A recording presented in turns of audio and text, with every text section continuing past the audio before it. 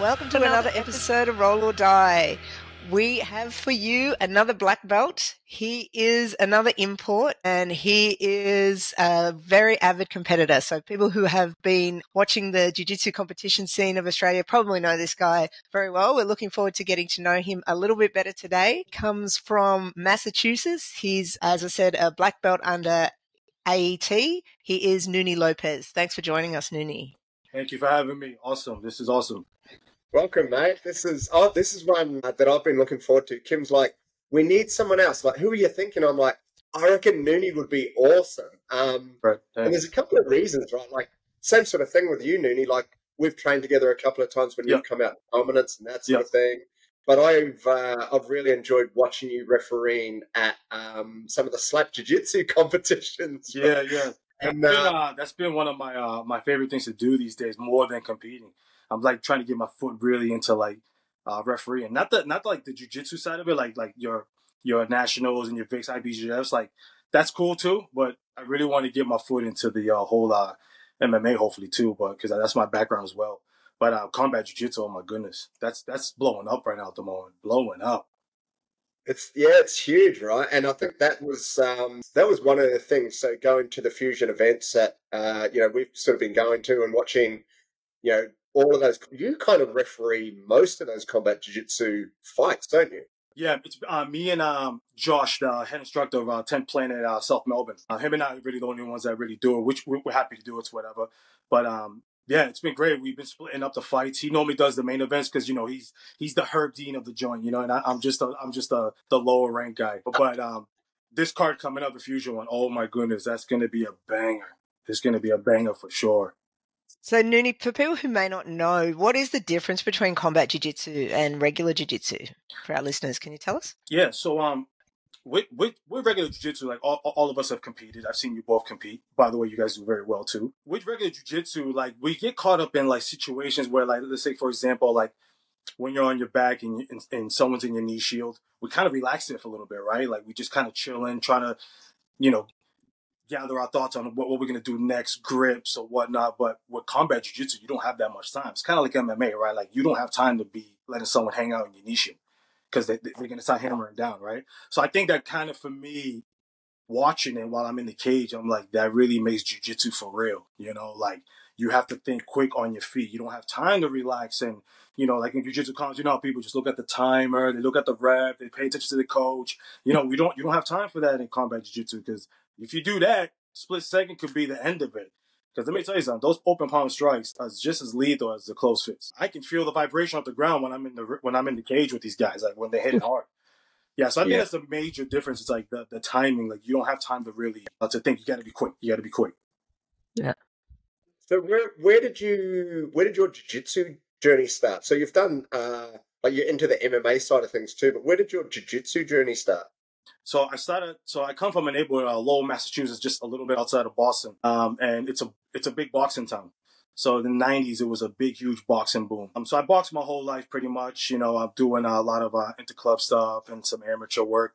But then after that, as I got older, I was like, man, I want to keep doing this. And like UFC in the early 2000s really exploded, right? And there was no jiu-jitsu where I was from.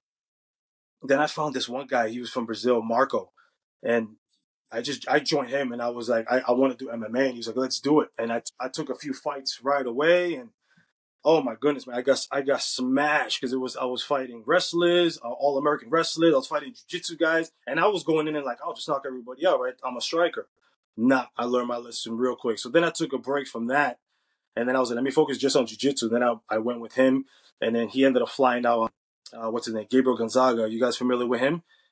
Nepal. So he came out. This when he first went to ADCC 2005.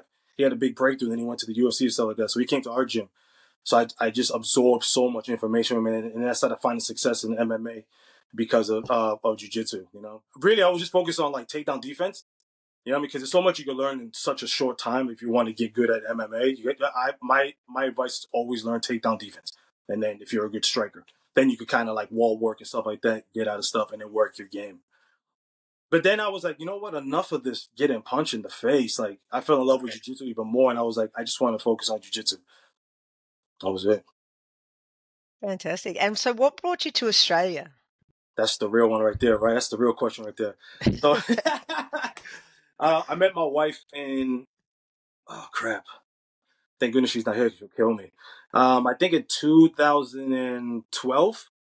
And she was a student over there in America. We met over there, and you know, I was doing good in America and stuff like that. But I've always said, even since I was a kid, I was like, man, I wanted change. I just wanted ultimate change. I wanted to get out of my neighborhood. I just wanted to get away from all the crap. And she ended up moving back, and we talked about it. And I was like, you know what? I'm leaving everything. I'm done. I said peace to all my people. Love you. See you later. Gave stuff away. Gave my car away, and I just packed up and left. I've been here 11 years now. Mm-hmm. That's crazy, right? Have you been back since? Yeah. When I first moved there in 2013, the first time I went back, I think, was in 2018. Just because when I was here, I was just trying to get on my feet, making sure all my paperwork was right, my permanent residency, everything. I'm a citizen now here. But I went back in 2018, 19. Then I went in 2022 to compete at the Masters Worlds. That's when me and Lincoln was there together. I actually linked up with him there. I didn't even know he was there. I was in my hotel room and I just saw that he was in Vegas. I'm like, bro, are you here? And he's like, so we just linked up from there, man. And me and Lincoln hit it off right away. But I'm planning on going back this year. Back home. Are you going back to World Masters this year? I don't know, to be honest, man. Like, I feel good. Like, I'm on the weight. But I don't know, to be honest. I the money's there, right? And I'm like, should I go? My wife's like, just do it, you bozo. And I'm like, all right. I think I might do that and then just fly back to Boston from there. Are you going? Yeah, we are going, mate. So there's definitely a few of us going. So, yeah, that'll be unreal. And for all the listeners out there, if you're not following Nuni on Instagram, like, jump on, because the stuff that you put up, the stories, you lifting, dude, is really inspiring, right? Like, thanks, brother. Appreciate it. It doesn't inspire me to go to the gym, but it's... Thanks, bro. That's honestly why I do it, man. Honestly, like I'm a bit of an introvert. Like when Kim first reached out, I was like, oh geez, I was like, I've never done this before. I was like, man, just let me step out of my comfort zone. That's what jiu-jitsu is too, right? We go in and we step out of our comfort zone. So I was like, let's just do it. Let's do it. Someone described this podcast as like listening to people talk shit at an open mat. So that's, that's all it is. It's just shooting the breeze type of thing with each of us and a couple of other people listening too. So yeah. So have you trained much over back in the States since you've been here? How does that compare to Australia, like the level, etc.? I think so when I go back home, I got my cousin into it a few years back. He's a purple belt now, and he trains at Evolution in Lowell, Mass. And when I went back in 2018 and I was training with them, I think the difference was that there's a lot of wrestlers in America, right? It's a big wrestling country, right? They got like from when you start like 10 years old to boys club to middle school teams to high school, then college, collegiate, and then potentially Olympic style, right? But I think that's a difference between us and them is that when you go to an American gym, most likely in that gym, you're going to have 3 to 5 high-level wrestlers already. They might be a white belt or blue belt, but when you grapple with them, good luck getting those guys on their back because wrestlers don't like to be on their back, right? Sweeping them, impossible because they got such a strong base. So I think that's the only difference. But besides that, I think it's fair play when it comes to jiu-jitsu between these two countries. Like Australia has exploded in the last 5 years with grapplers. Yeah, for sure. That's good to know. Sometimes it still feels like we're a little bit away from the US. So that's really good to hear that there's not that big a gap anymore. That's been in a few gyms that I've been to, and it's just a wrestling. But I think we're slowly catching up because at AET we have a good wrestling program, and I don't really do it as much just because I'm a little older and like that whole wrestling scrambles, it just looks like it hurts, and I'm like, oh my goodness, I'm just gonna blow a knee out, It's like let me just stick to jiu-jitsu, But I watch, and I'm like, there's some good wrestlers there. We have this kid, Connor. I think he just won the national championship. Young kid too. He's only like 18, 19, blue belt. But when I go with him, it like I have to really try to put it on him because he's a good wrestler, and I can't really do nothing with him. So it's very important these days to have a wrestling background, like some basics. Yeah. Some of the kids coming through are just phenomenal at the moment. Like right across the board. It's I mean, I know that you've refereed Juzzy a few times from Dominant, like, and he's not the best. You know, he's amazing at what he does, and I think, like, I mean, he's Pan Pac champion. You know, but like, you look at some of these 18-year-old kids, 19-year-old kids, and oh my god, It's like the insane. 16-year-olds are murderers. It is absolutely insane. There's got to be something in the water these days, because when I was a kid, athletes, like, they were really good at like the other sports and stuff like that, and boxing, stuff like that, like baseball, football, when I first started, it was like a black belt was like the legit one, right, in the school. Like, man, no one's gonna get them. Now I'm seeing like blue belts even give black belts a hard time these days, because they're just picking up quick. Could that be maybe there's just so much information available these days that kids are just picking it up? You got BJJ Fanatics, YouTube, you got all these outlets, and people they're not just getting it from the instructor, from the academy. That's like a small percentage, I think, these days. The guys are just spending hours and hours on tablets, computers, phones. It's just right in your face, But yeah, Juzzy, man, that kid, he is a superstar in my eyes, man. When I'm in that cage and he just, I call it Air Juzzy. He just body slam and suplex, and I gotta keep it professional. Like, I want to be like, yo, but I gotta like be the referee. Like, yeah, just keep it, keep it cool, impartial. Man. Don't go crazy here, Nuni. There's definitely video when he's suplexing this guy, and your face is like, what? Man, that kid is amazing, man. And when, like I said, I go with him when I try to make it to the public holiday Mondays that Lincoln does. Those are great, awesome. And I try to make it to those, but when I do get there, it's like I get nervous. I'm like, man, these guys are killers, man. I was like, they're gonna show me out, man. Like, but I know I'm older. It's whatever. They're kids. I just accept it. How would you? Sorry, go, Brent. Yeah, sorry, Kim. The coaching that you see now, like, you're talking about these blue belts really coming up and purple belts that really are phenomenal. Do you put that down to something, Nuni? Like, do you sort of sit there and maybe the coaching is better, or the information's being distilled more, or do you have a thought on that? I think it's a little bit of both. I've seen horrible coaching, but I've seen guys compete very well with that. Like, he just does the opposite of what the coaches do in that competition. And I think a lot has to do with maybe this kid is jiu-jitsu, the feeling process, right? Like, he's just feeling it, and his coach is probably telling him one thing, and he's like, that doesn't feel right. I'm going to go back to what I know, But for example, just going back to Lincoln, for example, like, when I see him coaching you guys and some of his other guys, it's on point, Like, his coaching is phenomenal, But yeah, I think it's a little bit of both. I think there's some good coaches that, spitting out some nonsense, and then the kid just does the opposite and finds success with that, Because it's hard. I think it's hard to coach jiu-jitsu something, because it's a feeling thing. Like, someone can tell you something, right? But when you're in the position and you want to do what the coach is telling you, but you're thinking to yourself, man, if I make this move, there's like 5 counters of that he can do to me, and I'm going to mess up. Because I've been coached by Peter the Bean and stuff like that, old coaches, and it's like, I'm not going to do that because I don't feel right in the position that I'm in the moment, So you just got to make that decision on the fly. Yeah, for sure. What I was going to ask you, Nuni, was how would you describe your jiu-jitsu style? What's your game like? I think it's a lot of pressure, scramble. These days, now that I'm a little old, I don't have like those fast scrambles anymore, because I get gassed out. I gotta rely on a lot of times more strength and pressure. So that's what I try to do. If I'm on top, I just want to put pressure. I want to stop this person from being active. Where 10 years ago, I can keep up with some of these guys, and okay, you want to play the scramble game? Well, let's do it. I still have a little bit, but I have to really rely these days. That's why I lift a lot of weights these days. I have to be strong. And I don't buy into the narrative where a lot of people out there in the world, they just say, oh, jiu-jitsu's, it's all technique. Not these days. I don't believe that. I think you need technique for sure. That's obvious, because jiu-jitsu is a technical art, but you need strength. You need strength, and you need cardio for sure.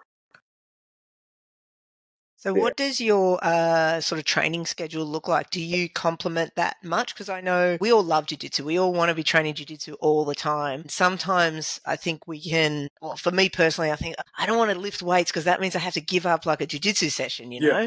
But then if I'm not lifting weights, sometimes I feel like my body isn't as, not as strong, but it can be more susceptible to injuries and stuff like that. Yeah. So I know for me personally, once a week is a minimum, and I try and aim for twice a week. But sometimes that second session, I give it up because I'm like, oh, I'd rather be training jiu-jitsu. So Yeah. I don't know. How do you balance that out? Yeah, so when I'm lifting weights, I'm not like the average meatheads that go in there and just probably I'm gonna do chest, I'm gonna do arms. I don't do any of that stuff.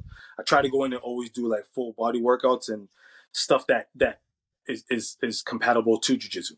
So when I'm lifting weights, it's stuff that I'm picturing the positions that I might be in. If I have to wrestle up, if I have to use my arms to push off and stuff like that, like isometrics type workouts and stuff like that. Yeah, I don't go in there and try to be like all, I'm going to do chest and arms today. But sorry, to answer your question though, I do weights probably about 3-4 times a week. Mm. So, and I'm going off my job too, the roster that I have. If I'm on a certain times, if I could train first thing in the morning, I'll go to the gym that we have at the facility, and I'll do my weight session there. And then later in the night when I'm done with my shift, that's when I'll do jiu-jitsu. So I have a big gap to recover. I don't know guys that do jiu-jitsu. Weights in the afternoon and then do jiu-jitsu like 4 hours later. Your body would just fall apart, man. It's crazy. Yeah. With your work, Nuni, can you tell us about that? And does jiu-jitsu complement what you do? Have you kind of found that at all? Yeah, for sure, man. So I'm a prison officer. I've been at the Vermont Center for about 8 years. Yeah, for sure. Like, they show us certain packages that's part of the compliance when you get the job. But man, it just reminds me of like 1980s karate instructionals. You know what I mean? Like what are we doing? This is not realistic, But you got to go with the flow. You got to do it. But I have been unfortunate in situations where I had to like either defend myself or restrain people. 100% of the time, I've always used jiu-jitsu, and it's been done clean. No one gets hurt. Where if I'm not involved in an incident, but I'm seeing what's going on from a distance, people don't have experience. They either the prisoner gets hurt or they get hurt. And it's like, oh my goodness, man. Like I feel like because America is kind of doing this a lot too with their law enforcement, adopting jiu-jitsu into their packages. Like it's a mandatory part of their training course. I want to do that same thing here. So I don't know how about going about doing this, like who to speak to and whatever that, because I see video footage of police officers in Victoria when they're trying to take people down, and it's such an embarrassment. It's like, guys, the basics would just save your life, or save pedestrians' lives. If you just learn the basics, get control of this person. It's not about submitting them. It's just control them, get them on the ground, and then it's up. You restrain them, it's over. Yeah. It's funny actually, Nuni. One of the not the reason that I started jiu-jitsu, but I've always wanted to do a martial art. And when I was a kid and growing up, like born in the 70s, but growing up in the 80s, I said to my dad, I'm like, hey, I'd really like to do martial arts. And the only thing around was karate. And he was just looking at me, he's like, just punch them in the nose. Like that was his answer. And I'm like, well, I don't even know how to punch, number one. So I've got no concept. Number two, like that's not why I wanted to do it. Yeah. Because I knew it would be good for me. I knew the structure would be good and all those sorts of things. So years later, I kind of had the time where I'm like, all right, I can do jiu-jitsu. I can add this into my life, or I could do a martial art. And I think jiu-jitsu was that one. And I think it is because in so many ways it's non-violent, right? Like it's not a violent.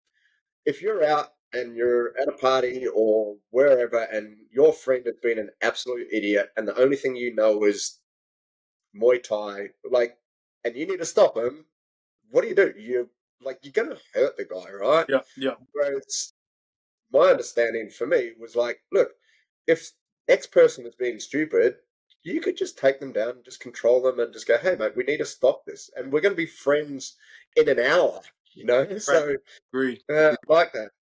Yeah, it's like, you got like a lot of like old school guys out there, and I hear this a lot. And at first I used to believe the hype because they were legends, and I used to be like, yeah, of course, they because he's a legend, I believe him. But there's a lot of people out there that say like, if you don't know the self-defense aspect, you don't know jiu-jitsu. I don't know about you guys, but I disagree with that. I 100% disagree with that. Like, I mean, I don't want to keep going back to him, but Lincoln, because he always comes up to my head. But Lincoln, you're telling me someone who's in my opinion, the best Masters black belt in Australia. I mean, I think he posted something a few weeks ago where he's like in the top 10 in the world now in the Masters. Yeah. Yeah. You telling me if someone messes with this guy and Yeah. he doesn't know anything, that person has a chance? Yeah. Absolutely not. So this whole narrative of if you don't know the basics of the self defense, you don't know jiu-jitsu. I don't agree with that. The highest level competitive jiu-jitsus in the world that compete and are always on the scene, they will do absolute damage to someone, you know, in a real situation. God forbid that happen, but I truly believe that. So when I hear that narrative today, I was like, come on, man, put that to rest, guys. That's over. We don't need to hear that nonsense no more. But not saying we shouldn't. You know, it's cool to have that also. It's like, say, if you own an academy and you're in a black belt and people just want to know that, it's a bonus for sure to have that background as well, you know? But I don't know. I just see a lot of high-level jiu-jitsu competitors for the sport aspect. They will absolutely do damage in the street if it came down to it. If someone doesn't know something, you get on the ground with one of these guys, yeah, you're going to sleep. You're going to sleep. Yeah. So you mentioned earlier with your job that you've had to use it. Would that be like, is that often, or is it just like a handful of times that you've had to use your jiu-jitsu at work? Or Yeah, a handful of times. You know, unfortunate guys that go to jail are not there for, you know, being good guys, but you know, there's a lot of guys that go in there with mental disabilities as well, and the only way to control them is by hands-on restrainment. And yeah, so this just a lot of times guys don't know what they're doing and they just spazzing out towards you. They're freaking out. There's times where I just have to close the gap, take them down, and then I'm just pretty much half mounting. I'm not putting all my weight on. I'm just putting like a half mount. I'm like, just relax, buddy. It's okay. And, you know, put the handcuffs on them. It's all over. But yeah, a handful of times I've had to do that. Yeah. For sure. A lot of the guys in there actually interesting. know me now for jiu-jitsu because the fusion always gets played on TV like a week or two late, I think it is. So that every time I go to work after that, they're like, "Hey, Mr. Lopez, we saw you on TV. Is that you?" And I'm like, "Oh crap." So you kind of almost got to like tell them, like, "Oh, don't mess with them, don't mess with them." I was like, "Nah, guys, as long as you walk the line, we're good." Yeah. It is an interesting thing, like in those types of environments, and as you were talking about with the police and that sort of thing too, Nuni, you don't want a learner driver teaching a learner driver. You know, like if there is a person on the street who's just been an idiot, if you have those skills where you can take that person down and, as you say, just control them, it's so much safer than, well, I don't really have that many skills and I got an hour of training or 4 hours of training at the academy and I don't really remember that. Yeah. It makes it very, very tough, right? So it would be phenomenal to get, you know, someone like you to be able to teach law enforcement or whatever it might be. So it'd be really cool. Yeah, there's a lot of a few of my colleagues, like we sometimes we got a little training session there that we have at the prison, and you know, I'll show them some basic stuff. You know what I mean? I don't get too crazy with like trying to show submissions, but just entries on like body locking, you know, sweeping the leg out while you got the body lock, stuff like that, just to get the person on the ground. Because once you got them on the ground, if you got a good basic, I mean, this person's just gonna spaz out, right? If they don't know what they're doing, but if you got good control and you're a good jiu-jitsu practitioner, it's gonna be like throwing the ball against the wall. It's like it's gonna be easy to you for sure. Yeah. And so what's next for you? You were saying you're unsure whether you'd go to World Masters. Like, what's on the horizon, maybe coming up later this year or even into next year? Have you got any goals? I just the other day I just signed up for the nationals in August. And the Pan Packs. And Awesome. I actually, because I'm feeling good right now. I was like, man, I'm feeling really good. I still feel like I can compete at a certain level. But I messaged the promoter of Fusion, and I told him, look, they're flying us up for the Canberra card in March, I think it is. And I was like, look, if you could get me a match, that'll be good too. Not combat jiu-jitsu, just like straight up jiu-jitsu in the cage. So I threw my name in the hat there, and hopefully he gets me a good opponent in March next year that I can throw down with somebody, you know. What division are you in at the moment, Nuni? So man, I competed for so many years at middle, 79 no gi, I believe that is, in 82.3 with the gi. But it's just hard for me to get down at that weight because I've been lifting a lot of weight, so I put on a lot of muscle. So I'm walking around 85. So I went to medium heavy, which is 85 with no gi and 88 gi. So yeah, I'm feeling. I feel good because I have good battles with guys that are heavier. Anyways, those little guys, man, they're hard to control. So I just, you know, I don't have that scramble with me no more. Yeah, for sure, for sure. But yeah, the medium heavy division is still a really good division. I don't know. I've got a theory that I don't know whether you'd agree with this. I feel like the middleweights and the medium heavies have almost got the best chance in the absolute because Yeah, they're strong enough to handle the bigger guys, yeah, but they can hopefully also like keep up the pace with the smaller ones. yeah. That's If right. there's any of those lightweights and featherweights in there as well. So I feel like you got the best of both worlds being a Yeah. middleweight or a medium heavy. That's my Nah, I thoughts. agree with that. I agree with that. Because we've seen it a lot too, right? We've seen like those weight classes when they go into the absolute divisions, they do very well with some of the heavier Yeah. guys. Nah, I Yeah. definitely agree with that. Yeah. Very good. Just got to figure out how to take those big guys down, mate. Oh, man. It hurts. Speaking for yourself there, Brent, about anyone in particular? It hurts though, right? It's like, oh my goodness, man. Yeah, but being underneath those big guys also, and they're no good either. Nobody wants that in their No life. way, no way, no. Yeah. Especially if you're like in the third or fourth round of the training session too, and you get the big guy, you're like, oh my goodness. Yeah. Yeah. We've got obviously Theo training with us, and I roll with Theo.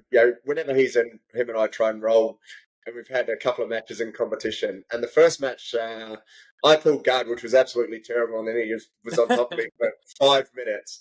So the second time, I'm like, I'm not pulling guard. So I stood with him for 2.5 minutes, and then at 2.5 minutes, he's like, I'm over this. He just dragged me to the ground. Yeah. That 2.5 minutes under Theo was better than 5 minutes. I'll tell you that much. Yeah. Yeah. You're just going to try and tire them out, those bigger guys. They don't have as big a gas tank. And the thing is, when you tire out the bigger guys, right? You feel it. You're like, yeah, he's mine now. Because, their movements are very slow. Their power's not there no more. It's like, because I've had success with some big guys, and I'm like, oh, yeah, you're mine now. But then again, if they get you early and they get a hold of you, it's almost game over pretty much, right? For sure. For sure. What lessons in life has jiu-jitsu taught you, Nuni? I think one that really sticks, I guess, to me now was probably like patience, like being calm in situations, stuff like that, like in anything. Like I like if I'm in a line or something with my family and we're trying to get in somewhere, my wife sometimes she hates that. I'm like, hey, just relax, it's all right. We're gonna get in there. Stuff like that. Just patience, controlling my temper because I when I was younger, I had pretty much a hard temper just because of the environment I kind of grew up in. Right, you kind of like raised with lions there, so controlling my temper, relax, just remain calm. Everything's gonna be all right. Type attitude, because we find ourselves in situations in jiu-jitsu, right, where you could be getting smashed with someone, and like I don't know about you, but I'm getting like a little like, oh, what the hell? But then I'm like, wait, just relax. It's all good. Relax. Find your spot. Keep your elbows in. Relax, and then you find a little success to get out of that situation. I think if you just remain calm and relax, you're good to go. Yeah, sure. Like calm under pressure. Yeah, for sure. That's it. That's it. And so you said that you've got a partner, you've got a son as well. So you're a family man. How has being a dad sort of changed you? What would you say about that? Man, it's like you don't do stuff for yourself no more, right? Everything you're doing because of your family now. You can't be selfish no more. When you're single and you're by yourself, you can't be selfish, right? Everything's about you. But with him, everything I do, it's with them in mind. Like whether it's work, going to train, like am I leaving them behind, stuff like that. But my son, he's 10 years old now. He likes boxing more. I don't want to force him. I don't want to rush him. But I said to him, hey, look, in the Lopez household, bro, you're gonna have to pick up jiu-jitsu eventually, bro. It's a must. I don't care what you do later in life, but I want to know that when I'm an old man and you're an adult and you're out there in the world, like at least you have that. I know that you can kind of defend yourself to a certain degree. Like you have that. But I think it's super important for parents to put their kids in some type of martial arts, especially jiu-jitsu. Yeah, well, maybe that patience thing you were talking about before, because I've got 3 sons, and I tried to get them into jiu-jitsu, especially when I was a white belt. Like they were doing it, but then I don't know, they just were not that into it. So I let them kind of be, and it was only actually last year that my oldest son, he's 24, and he's taken up jiu-jitsu off his own bat. Nice. And he's loving it. So it's been one of those things for me that, I've had to sort of wait. And now that he's done it off his own bat, like he's in for life, I hope. Whereas I feel like if I'd forced it a little bit, maybe it wouldn't have stuck. Yeah, I don't know. And you know, that's a good age too, like 24. Like obviously we had like these phenoms that, for example, like the Rotolo Bro, they started when they were like, I don't know, 3, 4. Yeah. But I mean, that's like, people think that you need to be, you would be great in the world competition scene if you start at that age. But man, I see guys that start at 24, 25, and they pick it up like that, and they're already on the scene. You know, so 24 is a good age actually to pick it up, because you know he most likely get his black belt in his early 30s. You know. Yeah. So Yeah. that's awesome. Good for him, man. That's awesome. Yeah. Thank you. Hopefully he sticks with it and you know, goes far with it. Yeah, for sure. Nuni, what does your black belt mean to you? So you've been a black belt. When did you get it? 2000? 2020, I got it in December, I think. Yeah. Yep. It meant everything to me, man, because as Kim knows, she's a black belt. Like, that's years of like, man, injuries, depression, because you're like, oh my God, I'm not picking it up. This is crazy. I'm getting my ass kicked.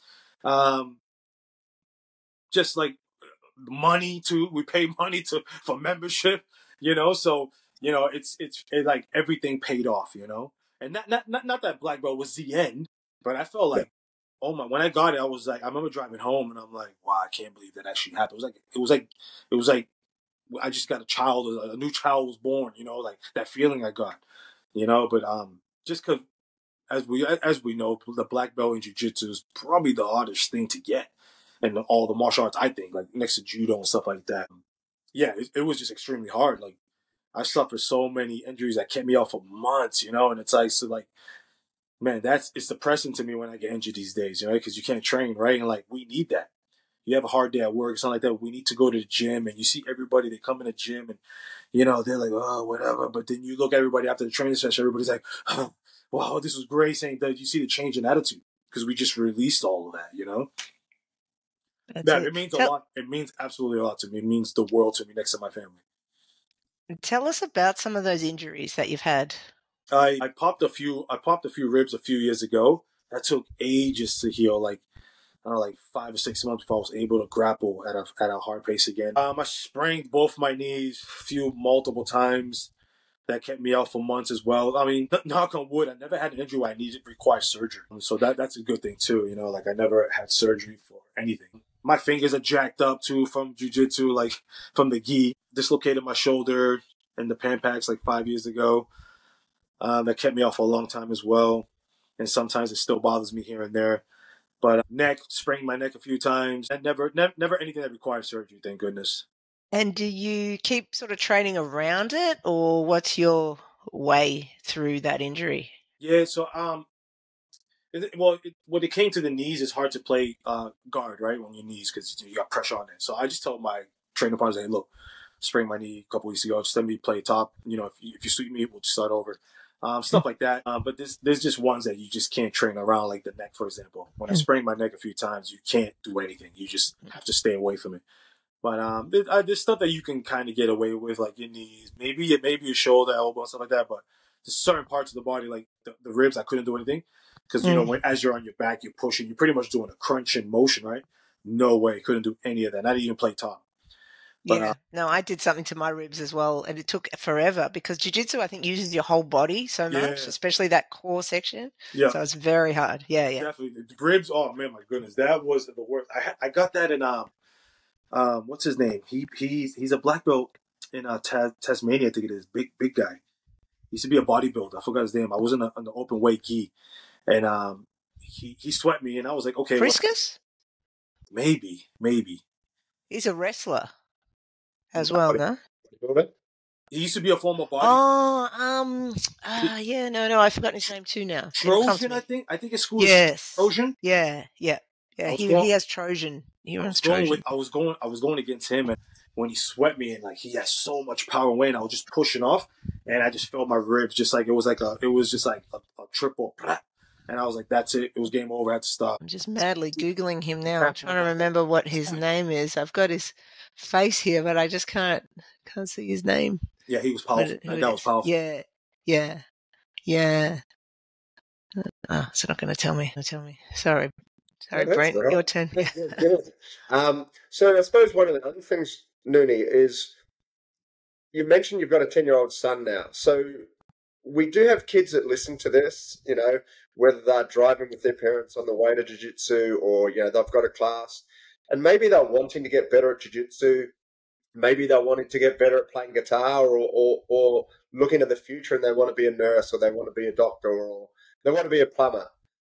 What piece of advice, this is weighty, right? Because you've got a kid now. And what piece of advice would you give to a 10-year-old who's just trying to get better and wants to get better at whatever they choose to do in life? Look, because I remember when I was 10, I went through so many phases, right? Like I wanted to be this, I wanted to be that, because you really don't know what you want at that age.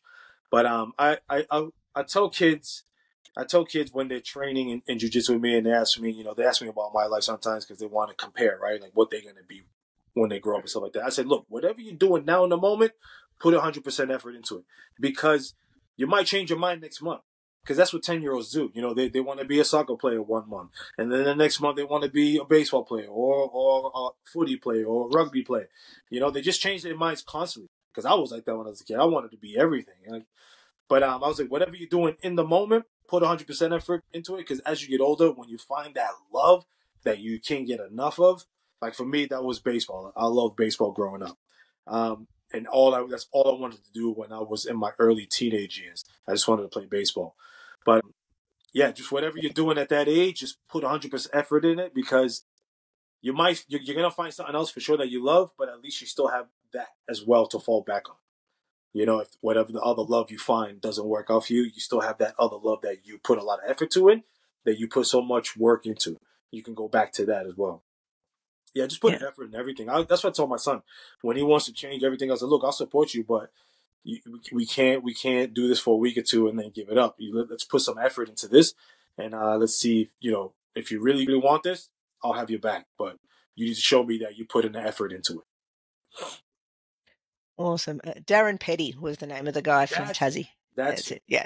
He's a monster, that guy. Yeah. Yes, he is. And we're nearly out of time, Nuni. Do you have any final words for our listeners? Any parting thoughts to end this podcast? Look, if you're thinking about doing jiu-jitsu and you're someone who's either shy and introvert, trust me, do it because you'll find that a lot of people that are already in there are like that and they took that leap of faith. And 95% of the academies that I've ever trained at has been a welcoming academy. You'll find that in jiu-jitsu. I don't think you'll find most gyms out there that are, not welcoming. There is a few out there, but for example, Dominance, the Lincolns, like that is one of the most welcoming places. Those guys, Lincoln has built such a good program there for beginners to intermediates to advanced. AET, like Nino's, he's absolute legend. He doesn't discriminate. He just, if you want to come in and try it first time, let's go. But just take that leap of faith. Go in there and try it. You're not going to go in there and be a black belt day one. You're going to get, crushed for years. But if you put the effort in, you'll find success for sure. So just take that leap of faith. It's good for you. Fantastic. That's awesome, Nuni. That's really, really good, mate. Appreciate it. Appreciate you. Well, I think that's it. We'll wrap it up there, Kim. Thank you, Nuni, for coming on. Thank you for having me. Awesome. Hope this wasn't too scary for you. No, we're a friendly pair. I got comfortable right away because, like you said, it is like chopping it up on the mats, right? Before after training. So it's good. That was good. Appreciate it. Yeah, appreciate you. Awesome. It's really good. We'll look out for you. I don't know if this episode will actually be out before Nationals because we've got a couple of others banked up. But if it isn't, look out for you. Everyone, look out for Nuni at the upcoming Nationals and then the Pan Packs. And next year, check him out on some of the other fight shows that are going to be coming out. So thank you very much for your time. And we'll see you on the mats. Thank you, guys. Remember, Fusion. Come support Fusion. It is blowing up right now at the moment. Fusion Fighting Championship. August 2nd. So if this doesn't come out then, all good. There'll be more. Wait for the next one. Yeah, that's right. Wait for the next one. Thanks, guys. Awesome. Peace, love. And thank you. Just remember, like, rate, share the podcast. We appreciate it. When you've got your friendly training partner and you've taken their back and you're controlling them from there, just whisper in their ear, have you listened to the last Roll or Die For podcast? sure. Will do, bro. We'll put it out there. We appreciate it. We have awesome guests like Nuni coming on. Awesome job again, Kim. Thank you very much. And Thanks, guys. we'll see you guys on the next Roll or Die podcast. Good job. Thank you, guys. Awesome.